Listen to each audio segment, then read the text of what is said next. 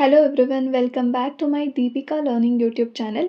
In this video, I am going to discuss SSLC Second Language English Gentleman of Rio and Medio summary.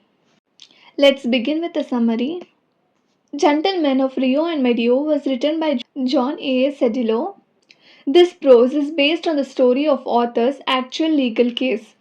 Rio and Medio is a place in Santa Fe County, New Mexico, United States. The storyteller, as a lawyer and held public office, the hero of the lesson was Don Anselmo. He was the most respectful old man of that village. He had a small house and orchard. The storyteller was the mediator between Don Anselmo and American people. The American people wanted to buy Don Anselmo's property, but Don Anselmo was not in a hurry to sell his property. He was an old man and plenty of time. He lived in his ancestral land. He tilled the same land they had tilled.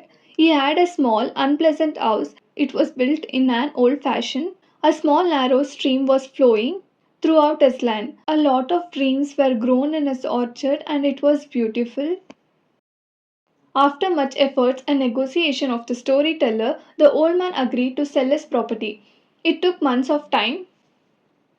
The old man came to the office on the day of sale. He owned old, green faded coat. By looking the old man, author remembers the Senator Catron had the great power to control the mountain people. The old man's coat was similar to Prince Albert's. That means old man was wearing his old, long, double-breasted coat. He wore old and torn gloves, and his fingertips can be seen through them. He carried a cane. It was only the skeleton of a worn-out umbrella. Behind them, one of his relative boy was followed. The boy was dark and his eyes are like a gazelle. Gazelle means large, beautiful eyes of a small deer. The old man's behavior was completely different from others. He bowed to all the persons in the room and removed his hat and gloves. This action is similar to that of Charlie Chaplin action. Once he did it in a picture. Chaplin's role was the janitor in a bank. The old man gave his things to the boy and sat on a chair. The conversation was started about the rain and his family. The old man was very proud of his large family. Finally, the mediator came to the topic. The old man was agreed to sell his property for $1,200 in cash. The buyer got survey of the land and came to know that the land extended and it almost doubles what they want to purchase and agreed before, so they were very good people and ready to pay twice the amount. They kept the money ready in front of the old man. The old man thought for a moment, and the storyteller proposals made him insult. Because he was a man of principles, he didn't agree to take more money from them. Authoritatively, he said that he is ready to sell his outside land for $1,200 only.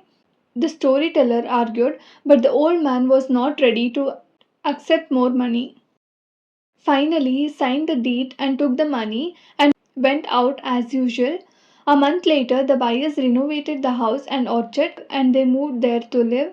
But the children of the village were overrunning their property. They came every day, played under the trees, and built little fences and took flowers. Buyers warned them, but they simply laughed and talked good naturally. In Spanish, this complaint came back to the office. To solve the problem, the storyteller sent a messenger to call Don Anselmo. It took a week to arrange the meeting. When the old man came, the problem was discussed. The storyteller asked the old man, being the most respected man of the village, why couldn't he stop the children from doing so? The buyers might enjoy their new home in peace. After hearing, Don Anselmo replied that he sold his property to them because they were good people, but he didn't sell them the trees in the orchard. The storyteller tried to explain that generally, if the land or orchard is sold, the possession of the trees is that place is also to buyers. The old man accepted the matter and continued that he is the oldest man in the village. Everyone in the village were his relatives, and all the children are nice his nephews and grandchildren. Every time a child has been born in Rio and Medio, he had planted a tree for the child. The trees in the orchard are not his. that belonged to the children of the village, so he had no right to sell and he didn't sell it. Legally, the buyers owned the trees, but not the old man was so generous and he refused to accept the fortune from him. Afterwards, the buyer brought all the trees individually from the descendants of Dan and Selmo. It took most of the following winters.